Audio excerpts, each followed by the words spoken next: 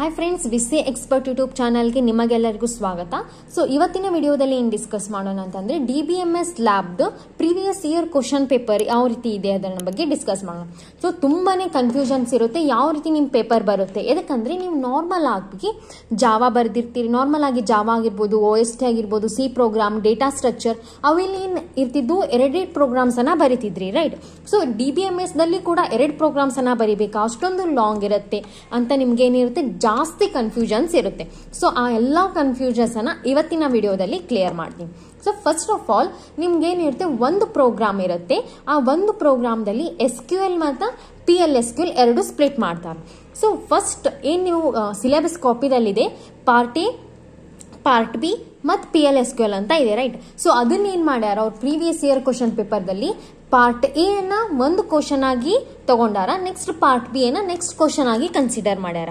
For example ಇಲ್ಲಿ ನೋಡ್ರಿ, first question ಏನೈತಿ, ಕ್ರಿಯೇಟ್ ದ ಫಾಲೋವಿಂಗ್ ಸ್ಟೂಡೆಂಟ್ ಅಂತ ಐತಿ. ಸೊ ಏನ್ ಮಾಡ್ಬೇಕು, ಇಲ್ಲಿ ಸ್ಟೂಡೆಂಟ್ ಡೇಟಾಬೇಸ್ ನ ಕ್ರಿಯೇಟ್ ಮಾಡ್ಬೇಕು. ಸೊ ಅದ್ರ ಕೂಡ PLSQL ಇರಲಿಲ್ಲ.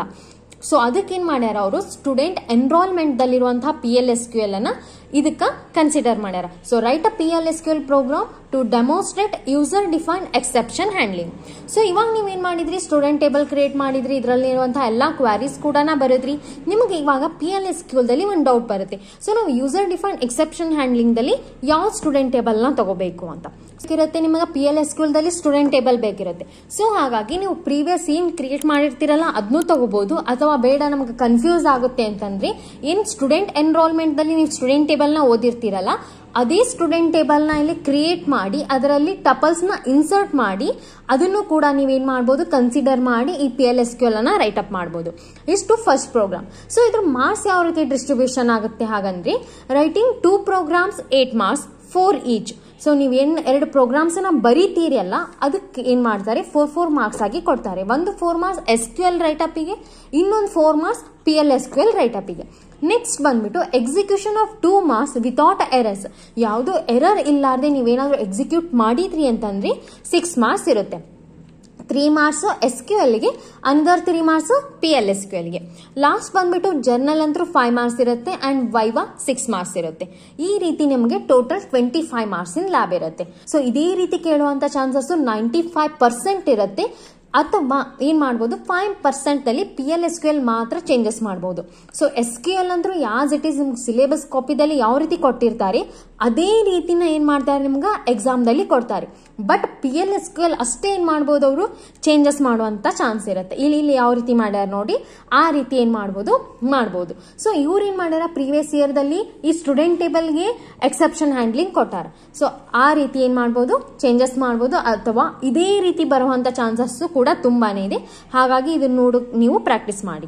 ಸೊ ನೆಕ್ಸ್ಟ್ ಕ್ವಶನ್ ಏನಿದೆ ನೋಡಿ, ಕನ್ಸಿಡರ್ ದ ಫಾಲೋವಿಂಗ್ ಡೇಟಾಬೇಸ್. ಅಂದ್ರೆ ಇದು ಪಾರ್ಟ್ ಬಿ ದಲ್ಲಿರುವಂತಹ ಎಂಪ್ಲಾಯಿ ಮತ್ತು ಡಿಪಾರ್ಟ್ಮೆಂಟ್ ಟೇಬಲ್ ಅನ್ನು ನೀವು ಕ್ರಿಯೇಟ್ ಮಾಡ್ಕೋಬೇಕು. ಇಲ್ಲಿ ಎಂಪ್ಲಾಯಿ ಮತ್ತು ಡಿಪಾರ್ಟ್ಮೆಂಟ್ ಟೇಬಲ್ ಕ್ರಿಯೇಟ್ ಮಾಡ್ಕೊಂಡ ಮೇಲೆ ಕೂಡ ಇನ್ನೊಂದು ಮ್ಯಾನೇಜರ್ ಅಂತ ಕೊಟ್ಟಾರೆ. ಸೊ ಹಾಗಾಗಿ ಮ್ಯಾನೇಜರ್ ಟೇಬಲ್ ಅನ್ನು ಕೂಡ ನೀವೇನ್ ಮಾಡ್ಕೋಬೇಕು, ಇಲ್ಲಿ ಕ್ರಿಯೇಟ್ ಮಾಡಿಕೊಂಡು ಅದರಲ್ಲಿ ವ್ಯಾಲ್ಯೂಸ್ ಅನ್ನ ಇನ್ಸರ್ಟ್ ಮಾಡಿ select star from manager department ಈ ರೀತಿ ನೀವು ಕ್ಯಾರಿ ಕೊಟ್ರೆ ಅದೇನಾಗುತ್ತೆ, ನೀವು ಇನ್ಸರ್ಟ್ ಮಾಡಿರುವಂತಹ ವ್ಯಾಲ್ಯೂಸ್ ಡಿಸ್ಪ್ಲೇ ಆಗುತ್ತೆ. ಸೊ ನಾನು ಈ ರೀತಿ ಫಸ್ಟ್ ಏನ್ ಪಾರ್ಟ್ ಎ ಐತಲ್ಲ ಅದನ್ನ ಪೂರ್ತಿಯಾಗಿ ಎಕ್ಸ್ಪ್ಲೇನ್ ಮಾಡಿದ್ದೆ. ಅದೇ ರೀತಿ ಪಾರ್ಟ್ ಬಿ ಮತ್ತು ರಿಮೈನಿಂಗ್ ಪ್ರೋಗ್ರಾಮ್ಸ್ ಕೂಡ ಏನ್ ಮಾಡ್ಬೇಕಿತ್ತು, ನಾನು ಎಕ್ಸ್ಪ್ಲೇನ್ ಮಾಡ್ಬೇಕಿತ್ತು. ಬಟ್ ಅಷ್ಟೊಂದು ಟೈಮ್ ನನ್ನ ಕಡೆ ಇರಲಿಲ್ಲ. ಹಾಗಾಗಿ ಏನ್ ಮಾಡತ್ತೀನಿ, ಡೈರೆಕ್ಟ್ ಕ್ವಶನ್ ಪೇಪರ್ ನ ಡಿಸ್ಕಸ್ ಮಾಡ್ತಾ ಇದ್ದೀನಿ.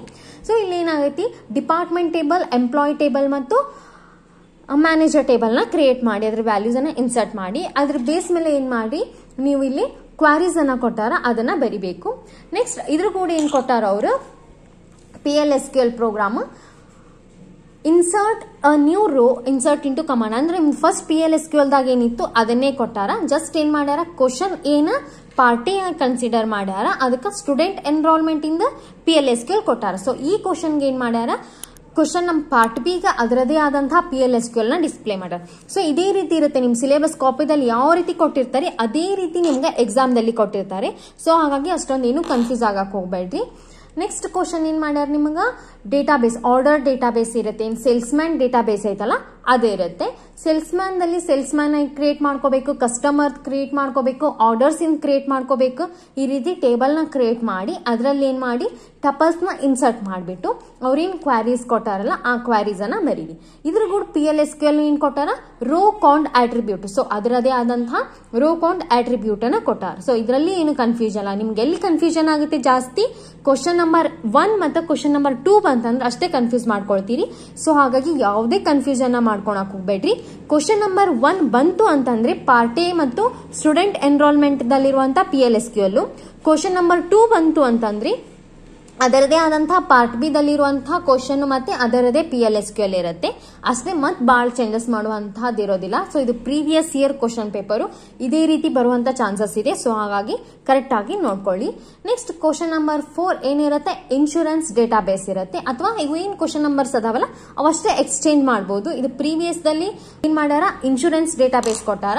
ಅಥವಾ ಅವ್ರು ಏನ್ ಮಾಡಬಹುದು, ಯಾವ್ದು ಸ್ಟೂಡೆಂಟ್ ಡೇಟಾ ಬೇಸ್. ಈ ರೀತಿ ಕ್ವಶನ್ ನಂಬರ್ ಅಷ್ಟೇ ಚೇಂಜ್ ಆಗುತ್ತೆ. ಅದರಲ್ಲಿರುವಂತಹ ಕಂಟೆಂಟ್ ಸೇಮ್ ಇರುತ್ತೆ. ನಿಮ್ ಸಿಲೆಬಸ್ ಕಾಪಿದಲ್ಲಿ ಆಸ್ ಇಟ್ ಇಸ್ ಕೊಟ್ಟಾರಲ್ಲ ಅದೇ ರೀತಿನ ಕೊಡ್ತಾರ. ಸೊ ಅದರಲ್ಲಿ ಏನು ಡೌಟ್ಸ್ ಇರೋದಿಲ್ಲ. ಇದ್ರದ್ದು ಕ್ವಾರಿ ಏನ್ ಕೊಟ್ಟಾರ, ಎಕ್ಸೆಪ್ಷನ್ ಹ್ಯಾಂಡ್ಲಿಂಗ್ ಅಂತ ಕೊಟ್ಟಾರ. ನೆಕ್ಸ್ಟ್ ಕ್ವಶನ್ ನಂಬರ್ 5 ದಲ್ಲಿ ಏನ್ ಕೇಳ್ಯಾರ ಅವರು, ಬುಕ್ ಡೀಲರ್ ಬಗ್ಗೆ ಕೇಳ್ಯಾರ. ಇಲ್ಲಿ ಟೇಬಲ್ಸ್ ಏನಿದೆ ಜಾಸ್ತಿ ಇದೆ ನೋಡಿ. ಆಥರ್ ಟೇಬಲ್ ಕ್ರಿಯೇಟ್ ಮಾಡ್ಕೋಬೇಕು, ಪಬ್ಲಿಷರ್ ಟೇಬಲ್ ಕ್ರಿಯೇಟ್ ಮಾಡ್ಕೋಬೇಕು, ಕೆಟಲಾಗ್ ಟೇಬಲ್ ಕ್ರಿಯೇಟ್ ಮಾಡ್ಕೋಬೇಕು, ಅದೇ ರೀತಿ ಕೆಟಗರಿ ಟೇಬಲ್ ಕ್ರಿಯೇಟ್ ಮಾಡ್ಕೋಬೇಕು, ಆರ್ಡರ್ ಡೀಟೇಲ್ಸ್ ಕ್ರಿಯೇಟ್ ಮಾಡ್ಕೋಬೇಕು. ಇಷ್ಟು ಟೇಬಲ್ಸ್ ನ ಕ್ರಿಯೇಟ್ ಮಾಡ್ಕೊಂಡು ವ್ಯಾಲ್ಯೂಸ್ ಅನ್ನ ಇನ್ಸರ್ಟ್ ಮಾಡಿ ಆಮೇಲೆ ಕ್ವಾರೀಸ್ ಅನ್ನ ಅಪ್ಡೇಟ್ ಮಾಡ್ರಿ, ಕ್ವಾರೀಸ್ ಅನ್ನ ಬರೀರಿ. Next write a PLSQL program to illustrate how to create and call a function. So ಇದರದೇ ಆದಂತಹ ಫಂಕ್ಷನ್ ಕೊಟ್ಟಾರ PLSQL. ನೆಕ್ಸ್ಟ್ ಕ್ವಶನ್ ನಂಬರ್ 6 ದಲ್ಲಿ ಎನ್ರೋಲ್ಮೆಂಟ್, ಸ್ಟೂಡೆಂಟ್ ಎನ್ರೋಲ್ಮೆಂಟ್ ಕೇಳ್ಯಾರ. ಸೊ ಸ್ಟೂಡೆಂಟ್ ಎನ್ರೋಲ್ಮೆಂಟ್ PLSQL ಏನೈತಿ, ಸೊ ಅದೇ ರೀತಿ demonstrate user define exception handling ಇದನ್ನೇ ಏನ್ ಮಾಡಿರೋರು ಫಸ್ಟಿಗೂ ಕೊಟ್ಟಾರ. ಅದು ಏನು ಕನ್ಫ್ಯೂಷನ್ಸ್ ಇಲ್ಲ. ಸೊ ಇಲ್ಲಿ ಏನ್ ಮಾಡಿರಿ, ನೀವು ಸ್ಟೂಡೆಂಟ್ ಟೇಬಲ್ ನ ಕ್ರಿಯೇಟ್ ಮಾಡಿರಿ. ಆ ಸ್ಟೂಡೆಂಟ್ ಟೇಬಲ್ ನ ಏನ್ ಮಾಡಾತಿರಿ, ನೀವು PLSQL ದಲ್ಲಿ ಯೂಸ್ ಮಾಡ್ಕೊಳತ್ತೀರಿ. ನೆಕ್ಸ್ಟ್ ಒಂದ್ ಬರುತ್ತೆ ಲೈಬ್ರರಿ ಮ್ಯಾನೇಜ್ಮೆಂಟ್ ಸಿಸ್ಟಮ್. ಸೊ ಇಲ್ಲಿ ಕೂಡ ಜಾಸ್ತಿ ಟೇಬಲ್ಸ್ ಕ್ರಿಯೇಟ್ ಮಾಡ್ಬೇಕು. ನೀವು ಬುಕ್ ಟೇಬಲ್ ಕ್ರಿಯೇಟ್ ಮಾಡಬೇಕು, ಬುಕ್ ಆಥರ್ ಕ್ರಿಯೇಟ್ ಮಾಡ್ಕೋಬೇಕು, ಪಬ್ಲಿಷರ್ ಕ್ರಿಯೇಟ್ ಮಾಡ್ಕೋಬೇಕು, ಬುಕ್ ಕಾಪೀಸ್ ಕ್ರಿಯೇಟ್ ಮಾಡ್ಕೋಬೇಕು, ಬುಕ್ ಲೀಡಿಂಗ್ ಕ್ರಿಯೇಟ್ ಮಾಡ್ಕೋಬೇಕು, ಲೈಬ್ರರಿ ಬ್ಯಾಂಚ್ ಅನ್ನ ಕ್ರಿಯೇಟ್ ಮಾಡ್ಕೋಬೇಕು. ಸೊ ಇಷ್ಟೊಂದು ಕ್ರಿಯೇಟ್ ಮಾಡ್ಕೊಳ್ಳೋದವು. ಸೊ ನೀಟಾಗಿ ಕ್ರಿಯೇಟ್ ಮಾಡಿ ಅದರಲ್ಲಿ ಏನೇನು ಅಟ್ರಿಬ್ಯೂಟ್ಸ್ ಕೊಟ್ಟಾರ, ಯಾವ್ದಾವ್ದು ಕೀ ಅಟ್ರಿಬ್ಯೂಟ್ಸ್ ಇದೆ, ಯಾವ್ದು ಫಾರಿನ್ ಕೀ ಯೂಸ್ ಮಾಡ್ಕೋಬೇಕು, ಯಾವ್ದು ಪ್ರೈಮರಿ ಕೀ ಯೂಸ್ ಮಾಡ್ಕೋಬೇಕು, ಕರೆಕ್ಟ್ ಆಗಿ ನೋಡ್ಕೊಡಿ. Next write a PLSQL program to demonstrate implicit cursor. So ಇದರದೇ ಆದಂತಹ PLSQL, ಇದರಲ್ಲಿ ಏನು ಕನ್ಫ್ಯೂಷನ್ಸ್ ಇರೋದಿಲ್ಲ. ನೆಕ್ಸ್ಟ್ ಒಂದ್ ಬರುತ್ತೆ ಕಂಪನಿ ಡೇಟಾಬೇಸ್. ಸೊ ಕಂಪನಿ ಡೇಟಾಬೇಸ್ ನಲ್ಲಿ ಕೂಡ ಏನಿದೆ, ಎಂಪ್ಲಾಯ್ ಟೇಬಲ್ ಕ್ರಿಯೇಟ್ ಮಾಡ್ಕೋಬೇಕು, ಡಿಪಾರ್ಟ್ಮೆಂಟ್ ಟೇಬಲ್ ಕ್ರಿಯೇಟ್ ಮಾಡ್ಕೋಬೇಕು. ನೆಕ್ಸ್ಟ್ ಪ್ರಾಜೆಕ್ಟ್ ಅನ್ನೋದು ವರ್ಕ್ಸ್ ಆನ್ ಡಿಲೊಕೇಶನ್, ಇವೆಲ್ಲಾ ಟೇಬಲ್ಸ್ ಅನ್ನ ಕ್ರಿಯೇಟ್ ಮಾಡಿ ಅದರಲ್ಲಿ ವ್ಯಾಲ್ಯೂಸ್ ಅನ್ನ ಇನ್ಸರ್ಟ್ ಮಾಡಿ. ನೆಕ್ಸ್ಟ್ ಇದ್ರದ್ದು ಏನ್ ಕೊಟ್ಟಾರ, write a PLSQL program to demonstrate explicit cursor. So ಇದು ಇದರದೇ ಆದಂತಹ ಕ್ವಶನ್. ಈ ರೀತಿ ಏನ್ ಮಾಡ್ಯಾರ, ನಿಮ್ಗೆ 8 ಕ್ವಶನ್ಸ್ ಆಗಿ ಕೊಟ್ಟಾರ. ನಿಮ್ ಲ್ಯಾಬ್ ದಲ್ಲಿ ಏನ್ ಕೊಟ್ಟಾರ, 7 ಕ್ವಶನ್ಸ್ ಅದಾವು. ಸೊ ಇಲ್ಲಿ ಹೆಂಗ್ 8 ಕ್ವಶನ್ಸ್ ಆದವು ಅಂತ ಏನೂ ಕನ್ಫ್ಯೂಷನ್ ಮಾಡ್ಕೊಳಬೇಡ್ರಿ. ನಾನು ಆಲ್ರೆಡಿ ಕ್ಲಿಯರ್ ಆಗಿ ನಿಮ್ಗೆ ಎಕ್ಸ್ಪ್ಲೇನ್ ಮಾಡೀನಿ. ಫಸ್ಟ್ ಕ್ವಶನ್ ಅನ್ನ ಏನ್ ಮಾಡ್ಯಾರ, ಅವರು ಸ್ಪ್ಲಿಟ್ ಮಾಡ್ಯಾರ. ಸೊ ಫ್ರೆಂಡ್ಸ್, ಇದ್ರ ಮೇಲೆ ಯಾವ್ಯಾವ ವೈವಾ ಕ್ವಶನ್ಸ್ ಅನ್ನ ಕೇಳಬಹುದು ಅನ್ನೋದನ್ನು ಕೂಡ ನಾ ಏನ್ ಮಾಡೀನಿ, ಆಲ್ರೆಡಿ ಲಿಸ್ಟ್ ಮಾಡಿ ಅದನ್ನು ಕೂಡ ಎಕ್ಸ್ಪ್ಲೇನ್ ಮಾಡೀನಿ. ಅದ್ರದ್ದು ಕೂಡ ನಿಮ್ಗೆ ಏನ್ ಮಾಡ್ತೀನಿ, ವಿಡಿಯೋನ ಡಿಸ್ಕ್ರಿಪ್ಷನ್ ಲಿಂಕ್ ದಲ್ಲಿ ಕೊಡ್ತೀನಿ. ಇವೇನೇನು ಇವಾಗ ಕ್ವಾರೀಸ್ ಕ್ವಶನ್ಸ್ ಅನ್ನ ಡಿಸ್ಕಸ್ ಮಾಡಿದ್ವಲ್ಲ, ಅವೆಲ್ಲಾ ಕ್ವಶನ್ಸ್ ಇಂದು ನಾ ಆಸ್ ಅ ಜರ್ನಲ್ ಅನ್ನ ಅಪ್ಲೋಡ್ ಮಾಡೀನಿ. ಬೇಕಂದ್ರೆ ಅದ್ರದ್ದು ಡಿಸ್ಕ್ರಿಪ್ಷನ್ ಕೊಟ್ಟಿರ್ತೀನಿ. ಸೊ ಅದನ್ನು ಕೂಡ ನೀವೇನ್ ಮಾಡಬಹುದು, ವಾಚ್ ಮಾಡಬಹುದು. Thank you for watching. Like, share, subscribe to BC Expert channel.